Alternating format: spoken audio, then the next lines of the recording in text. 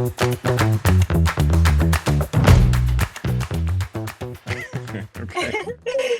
So, Andrene Ward Hammond, it is such a pleasure to chat with you. We are big fans of the show. And Thanks. I gotta tell you, Big Mo has me scared every time I watch. Me too. Oh, She's like, look, yeah. look, I'm a Yes. man, and I'm like, every time I see you, I don't know whether to turn the television off and run or what. I mean, but Yes. you are, So, first of all, you're a beautiful woman, and absolutely. and your character is just amazing, absolutely Yeah. amazing. Appreciate that. Thank you. God. Yes. So we are very excited to get into a discussion about the show because we are invested. When I tell you we are invested, Mhm. we are invested in this show. We So- dragged you to the dark side. God. Yes. So I'll let Tiffany kick us off with the question.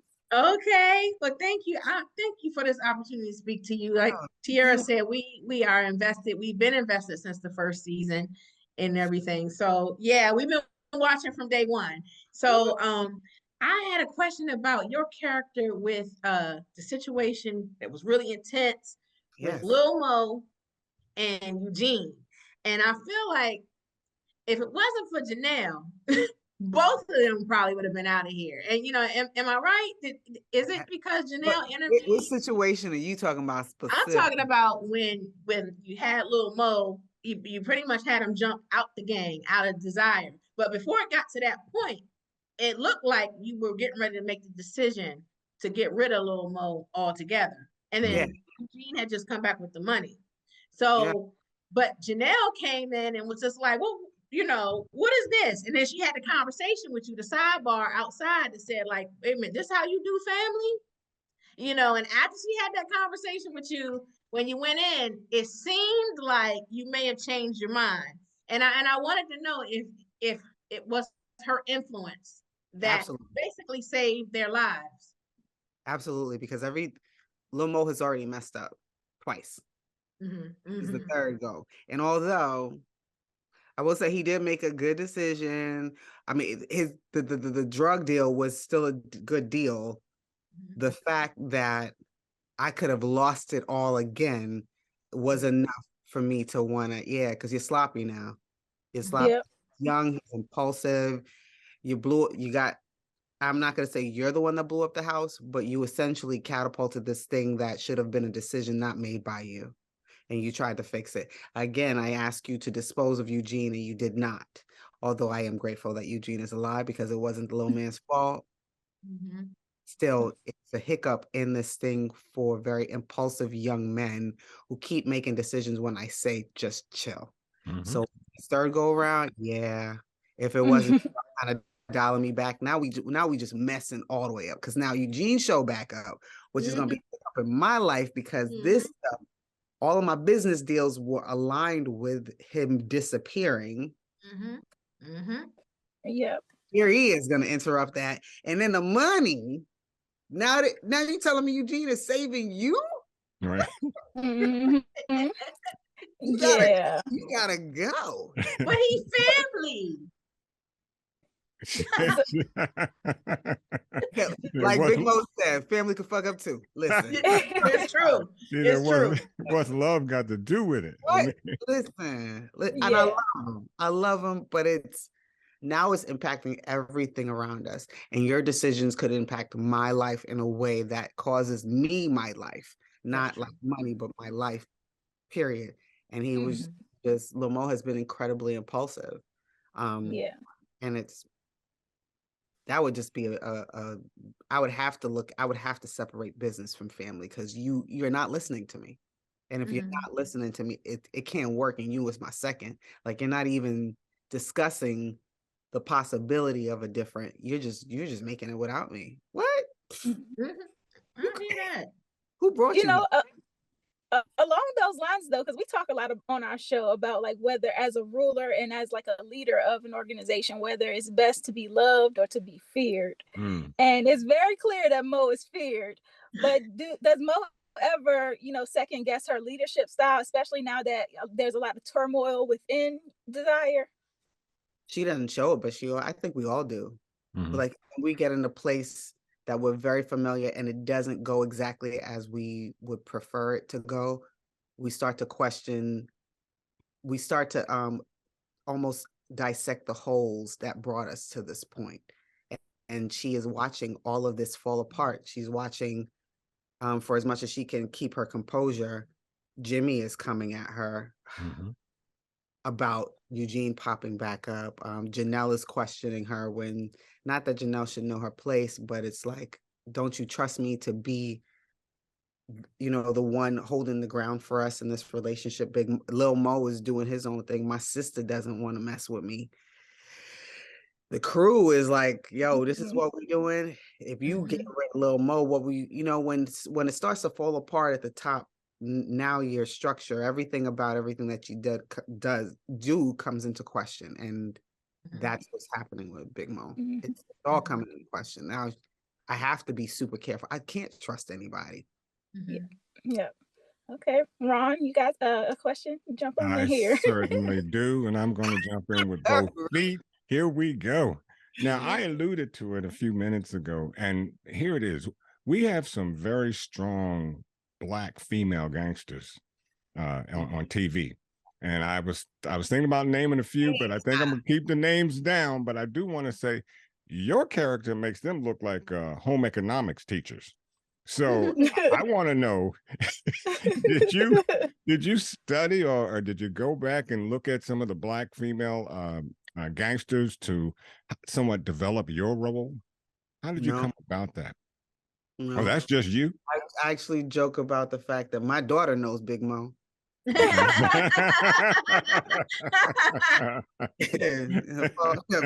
Fall back, Padawan, like, you know, just chill. But it is, I didn't have to study what it looked like. You have to find the power within yourself. And I've said it before, like, in general, I generally play a very small, like, I'm with my friends, I'm usually like kind of, I don't want to say demure, but I'm real chill. Usually the hobo in the group holding the bags. Like I'm dressed up. They gotta force me to wear heels. Not that I don't like wearing it, but like I'm a sweatpants. Let's just watch TV. Like and Big Mo allowed me the opportunity to be a bit fuller, which I don't generally get in public. I get really nervous and with being bigger in personality because, or bigger in status because it's uncomfortable for me. Like I've had situations in my life where I thought I had autonomy, I was dialed back. So Mo allows me the opportunity to feel that space out and not be ashamed of it. So I didn't really have to study it as much as it was therapeutic for me, because this is literally an assignment that I have even with my acting coach. Andrene, I want you to be fuller. I want you to increase the status in the scene. I want you to feel comfortable in that. My therapist, that Andrene, you make yourself smaller. No, it's okay to be okay. It's okay to accept a compliment. It's okay to feel the thing. It's okay to be in. It's really hard for me, and Big Mo just allowed me to do that and feel okay doing it. Well, that's so interesting that you say that too, because like it just shows how good of a job you're doing in that role. The fact that she's so different from who you really are. So no, I started to say your therapist and your acting coach, you've taken them to another level because if they were able to bring out what we see on TV, they're doing a bang-up job. Yes. Them and my kid, because she forces me to shades of Big Mo that Showtime still ain't even seen. I'm like, kid, I don't like jail. So stop. Stop. But, I feel you. I got a few myself. I know what you mean. After her, I was like, okay, God, I see you. I see what you're trying to do. I'm sorry. I was just gonna say, I still see that Big Mo has a quiet strength though, because she says what she means, but it's still like, you know, you don't go berserk. It's still like a quiet strength, because even when when Gina Baxter came up to the club. Like you flexed on her without doing a whole lot. You let her know, like I'm here. Like you know. And I would tell you that that's me, because I'm really careful about. I've had a lot of things that have happened in my life where I'm really careful about how I communicate, how I talk to my friends, how even in spaces where you can flex, I want to make sure that I'm being heard as opposed to being right. I want there to be clear understanding, but I feel like that's Black women in general. We're just very calculated, and we don't have a choice to be, because we are put in spaces where our strength and our voices are seen more as threatening than it is passion or intent or assertiveness. So me personally, I'm just really careful about how I communicate, and I was able to do more of that with Big Mo, because I don't have to. Loudest person in the room generally ain't the smartest one. Got that right. Mm-hmm. You coming into my space and you trying to disrespect me and not knowing what's around you, I'd rather you underestimate me. Stay with it, because then I surprise you in the end, because the thing that I wanted at the tail end of that, I've already calculated all the steps I'm gonna take to get there and what could go wrong in the process. Okay, you come into my space, it's cool. I knew where I moved. I knew I was across the street from you. My beef was never with that woman. Right. It was with Jimmy. Exactly. So you came into my space. You're coming in with your chaos. I didn't have beef with you, lady. I had nothing. I don't. From the beginning of this, I'm just like, what did I do to you? My wife wants to know, why didn't you just hit her upside the head with that whiskey bottle when she came into your club? That would have been a definite ignition of the war. Listen, I told her. I would have went to jail. I was amazed though. I wouldn't have taken that drink though. Gina is so calculating with her evilness. And we talked about it on our show, how much it made you stand out to even take that drink.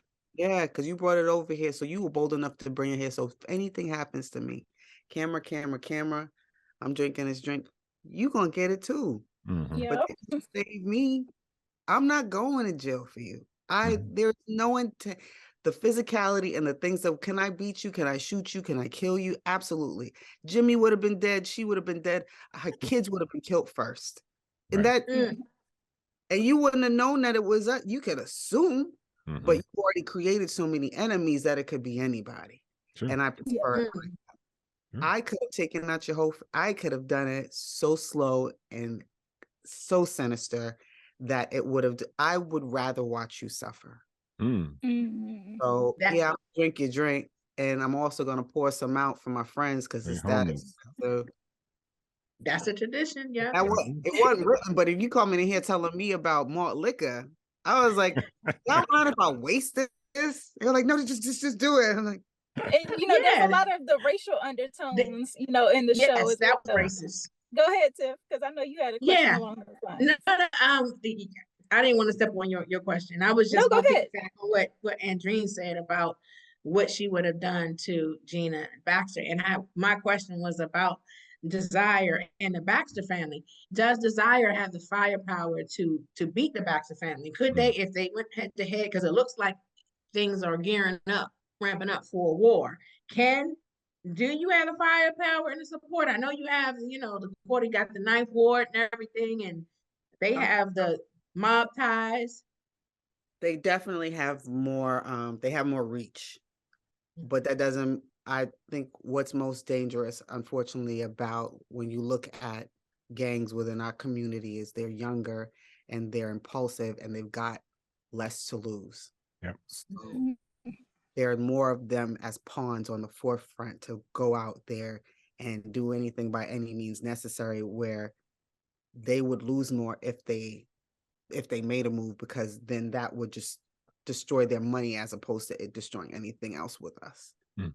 So, which I thought was kind of funny, that she feels like Desire is this below, like this terrible thing, when your dad is a whole drug dealer. Yes, like sir. You think that because of our complexion that we're the bad guys when you do the same thing. How are you? Mhm. You just want to be mad at somebody. Right. Well, Yeah, and that's what I was gonna ask too, because like mentioning the racial undertones, and it's like a very big presence in the show, and you can see how it influences a lot of what goes on in New Orleans. And I've been to New Orleans too, and you hear about like how it's a very racially divided city. And so with that being the case, like, you personally, I believe you all shot there as well. Did you experience any of that? I didn't experience any of it while I was there, but you do see a cultural dynamic and the shift that's happened. I think because I love New Orleans. Me too. Me 3 too. 4 times a year. The city is beautiful. I love the culture. I love seeing us in it. I love to see how colorful, staying in the nicest of hotels, and the Black woman there sees that I'm not feeling well. She's like, "Oh, I'm gonna bring you some gumbo, baby. I'm gonna bring you some house." She's like, "You don't even worry about it. Here's a bottle of wine if you want to drink your wine, but I'm gonna bring you some gumbo like they took care of me in a way that always made me feel great going back to NOLA. Like it's disheartening to see what the shift has been since Katrina, because it is being heavily gentrified and they're getting more out of the community. The violence is high, yes, but it's still their community, and they're not able to come back to it, but other people are benefiting and profiting off of it. So I mean, you see that in the how you come across. You saw it with the previous owner. Like, I got money. I don't want to sell to your kind. The audacity. Right. The level is high, because it's like you sell to the Baxters.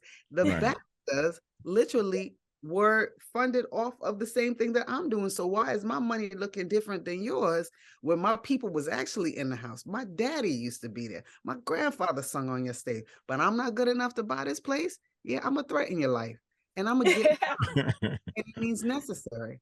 Well, yeah, I'm sorry. No, I didn't mean to interrupt.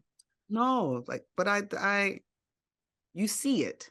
I see the gentrification there when I'm there. I see the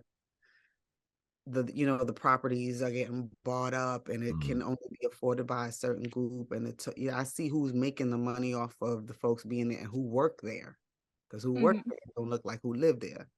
Right. That's the witness, and yeah, you see it. Yeah.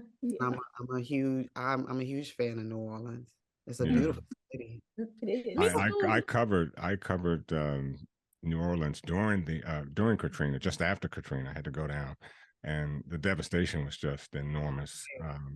But I remember where I was. Like, it was enormous, and so and it's left that indelible mark with me.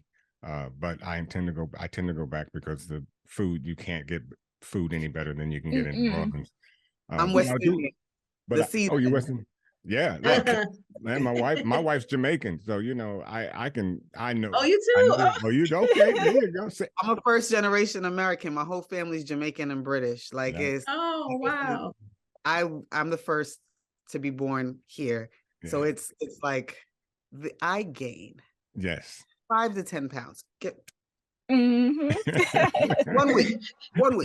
It's ridiculous. Right. But I got a question for you.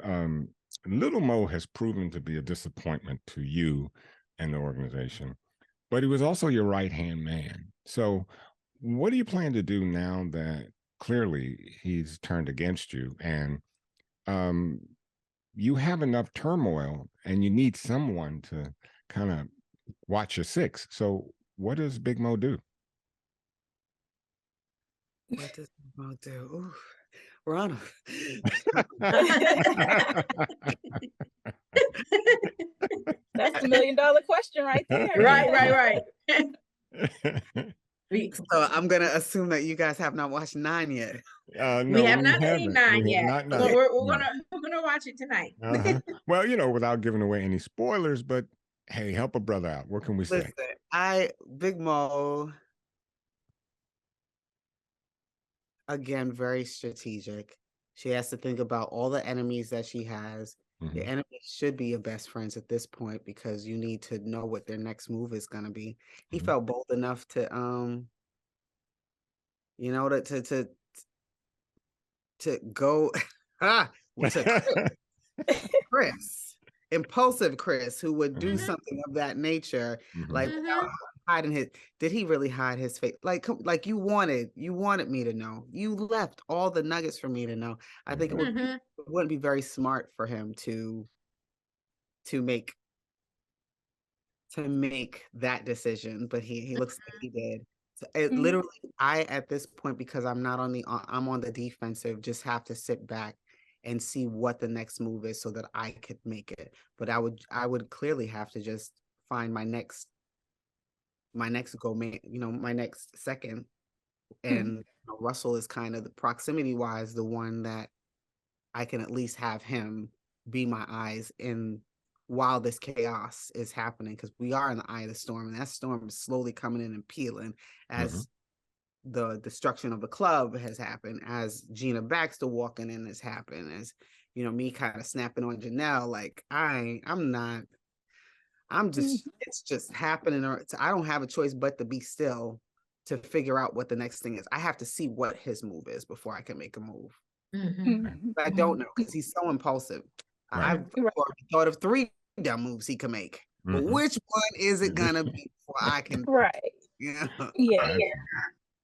So I know that this was meant to be a limited series, and then they came back for season 2 because it was just that great. And so, is there any chance that it goes beyond season 2? I have no clue. As of right now, season 2 is it. I was surprised with season 2. I was like, oh. We were too. And yes, look, indeed. in my opinion, I feel like Big Mo's backstory could be a show in itself, because like there's so much I want to know about, like how her and her sister started beefing. I want to know about how her and Lil Mo's relationship was early on. Like I think that could be a show in itself. Mo and her come up.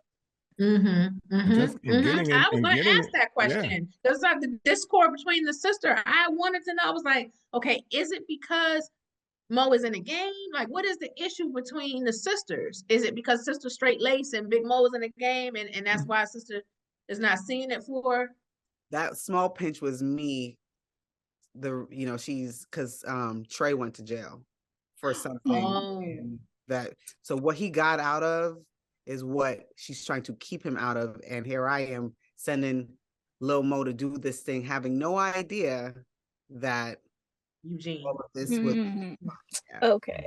Yeah, that could be a show in itself. I was like, there's so much to, bite on right there with just Mo and your whole situation. Especially, I was asking the questions on set. I was like, wait, what did I do? And then what happened next? Wait, because I'm creating my own backstory to drive the feeling that I have for her and of my nephew Trey. And because clearly my relationship with Trey and Lil Mo as my nephews are very different. But I asked all the questions as well. Okay. Well, we're gonna keep our fingers crossed on that. Come on with the treatment for Big Mo show. Come on. Right. And not only that too, I see with the show and your character, I see how it might influence Black women that are in leadership. Not to say that they would take on your characteristics, of course, because that's not the playing field. But I'm sure there's something that they can ascertain from your leadership skills in the Desire organization. So Black women, y'all rock. I mean, what can I say? And let me say this in light of Women's History Month, y'all rock. That's right. There you go, Ron. Thank you. Thanks for that, Rob. Hey. Yes. It would be nice. I'm here for all of it, but when I say I am eternally grateful just to have been among such a stellar cast from season 1. Like I thought that was it, and that was legit. That was enough for me. I was like, ooh, Bryan Cranston, ooh, Michael Stuhlbarg, ooh, Hope Davis, ooh, like all of it. Isaiah Whitlock, like Harmony Jogo.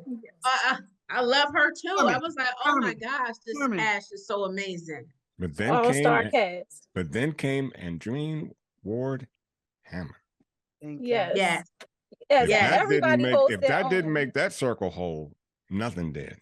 Yes. I appreciate that. Yes, indeed. I So was this like has completely taken aback having a scene with Carmen. I know. And then I was thinking they brought Rosie Perez in this season too. Oh my Yes, You I know, was happy to see that too. I was like, okay, Your Honor, really y'all crushing did it. not come to play this season. You got that right. They said they pulling out all stops. Huh? I was like, oh. Yeah. And I'm nervous for your character though. I'm nervous about whether you make it out of this season alive. Now we trying to speak the treatments and stuff into existence. And even if you don't make it out of the season alive, look, they got Better Call Saul and all these things. And they got Gus, Giancarlo Esposito is in Better Call Saul, and he's dead in Breaking Bad. Breaking Bad. So there's still a role for Big Mo to play, regardless. Yeah. And like I said, the backstory too. We can go back in time. Just as long as we got you on our screens, I'm fine. Yeah. Thank you, God. Thank you. I thoroughly enjoyed playing Big Mo. I really did. She worked some stuff out in me that I was like, ooh, you could do that. Cause no lie, like every take I was like, did y'all get it? Like, was it? I didn't know. Can we do that again? You wouldn't mind. Can we just?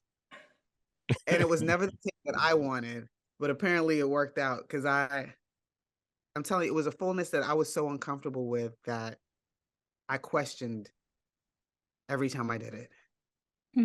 I did have fun doing it, but I was like, damn, is that gonna be enough? Our constant questioning of being enough. Are you enough in these spaces? Are you enough in this thing? And she has broken apart it, like just broken the shell in me that I'm like, okay, I'm just a little step further along than I thought I was, but I'm grateful for her. Well, her voice alone, her voice alone is powerful. Do you have a voice coach or something? Because, I mean, just that voice. I remember the first time I saw you on the screen, and when you spoke, I mean, your voice alone commands things. I mean, you can make a wall move 6 inches with that voice.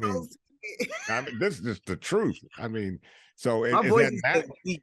I had a problem with it growing up. I actually had one of my best friends. When her ex-husband heard us on the phone, he was like, "What guy are you talking to?"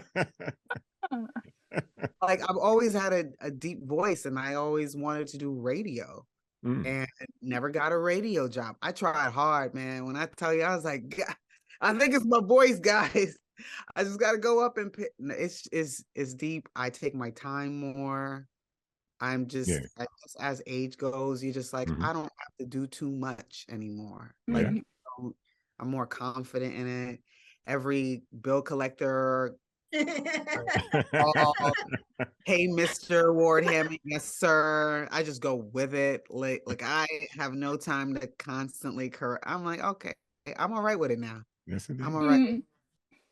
Yeah, it works for your character too, because I was about to say you don't even have to raise your voice. It can be sinister without you even raising an octave. Yeah. Be what it is, and y'all gonna take it. Yeah. So you have been absolutely crushing it. I cannot wait to go home and watch 9, and I'm looking forward to the season finale to see how things end. I gotta tell you, I'm secretly kind of rooting for Mo to make it, because it's like that's the one that you know she's the kind of sinister one on the show, but you kind of secretly want her to make it. I'm like, Mo out here minding her business, trying to get her paper, and folks is like, let Big Mo live though. Why she can't be? Black folks haven't hard enough in New Orleans. You got that right. Come on now. Am I the worst out the bunch? And I know this one. For Eugene too. We're rooting for Eugene too. Well, you know what? Sure. I'm also rooting for, as wildly as this can be imagined, Jimmy Baxter. He's got some issues.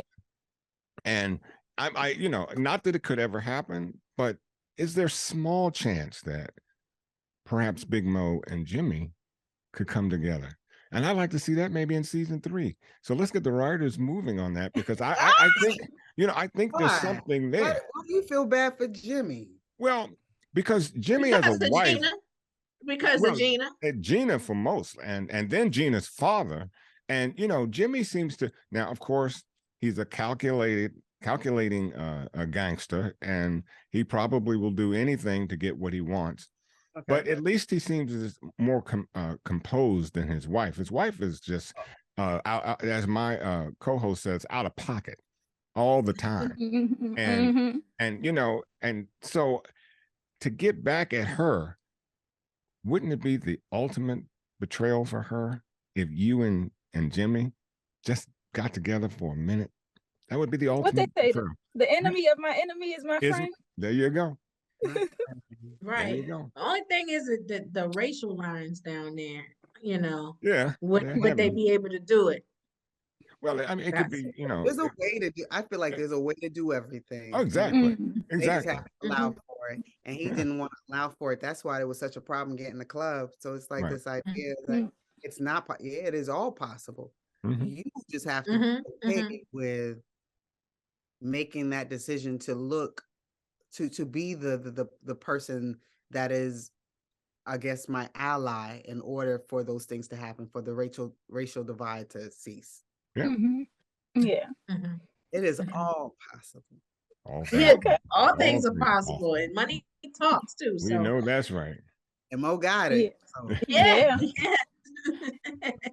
Yes, I feel a season 3 coming upon me right now. I mean, I can feel it. Can you feel it in the bones? I know it's coming. I'm here for it. I'm here for it all the way. I'm here for it. But Bryan Cranston in one of his interviews, he didn't sound too positive about it. He made it sound like this was it.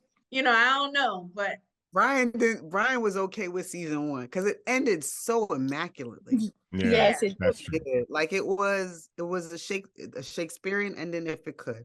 You didn't want the little boy to die, but he did everything in his world to everything that Michael Desiato did to save his son. Didn't care about who it affected.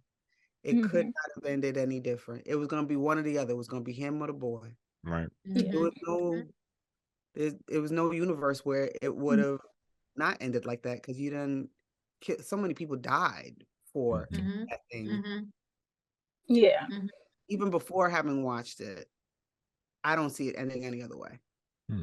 Right. And I told my co-host here that I don't see him getting out alive, to be honest.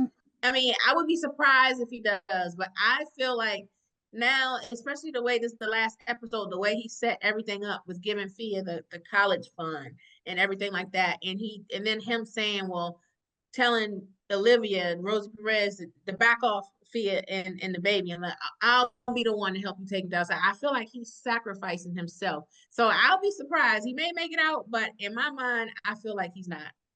He had nothing to lose, and I think that was beautiful about the character. For this season, he had nothing to lose. He has nothing to lose, and then you see the grandson. Okay, now I have this thing to fight for, and what are you gonna? Because he's setting everything up. Yeah. So who knows? Who knows, guys? I hope that you guys have the same enthusiasm when you get to the finale. Oh, trust us. Oh my goodness, we are. We're excited every week. Oh my gosh. Yes. The writing in the show is so solid. The acting is so solid. We're always on the edge of our seats every episode. Love it. It is a win-win no matter what. And I think fear is the key to holding down Michael. So I look at fear being that key that will keep Michael alive. I hear you, Tiffany, but I think fear is the one. She's going to keep him up. Well, we'll have to wait and see. But Andrene, we don't want to hold you too long. We certainly do appreciate your time today. This has been awesome. We could not have asked for a better surprise, this Friday. So, we were definitely looking forward to this. Yes, you made our day. Definitely. Yeah, no. I'm glad that I appreciate y'all watching. Like really, like sitting back analyzing, because now you like notes, writing stuff there. I told you we was invested. We do. We're invested, and we're going to support your other projects too, because we know there's going to be many more even after Your Honor is done. So We'll You definitely be have a supporting. fan in us for life. Yeah, you got a Yes. friend in us. Yes. Trust it. Trust it. Thanks, y'all. Yeah. So, you are welcome to come back and chat with us anytime you like. We're very open to it. We welcome it, in fact. So, if you ever get another day off, especially after finale, I can't wait to watch it, see how things, and that would be so. Yeah. Just know you have an open invite whenever you want. My God. Thank you so much. Thank you, guys. Thank Pleasure. you. This has been amazing. Definitely. It has been. Okay. Well, as I hate to say goodbye, but I know. it's just, this is hard. So, I know. So somebody shut us down. Somebody, please. I'm about to go get a salad. So Yeah. Thank you, Well, guys. thank you again. Have a It's been an fantastic honor. weekend. Thank you, dear. And enjoy watching tonight. No, Yes, we will. I think I'm a live tweet. Yeah, I'm going to watch it in the next few minutes. I'm home. All right, bye, Okay. guys. All right, bye. Thank you. Thank you guys so much.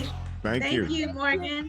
Yes, Bye. thank you, Morgan. Bye-bye. Thank you. Bye.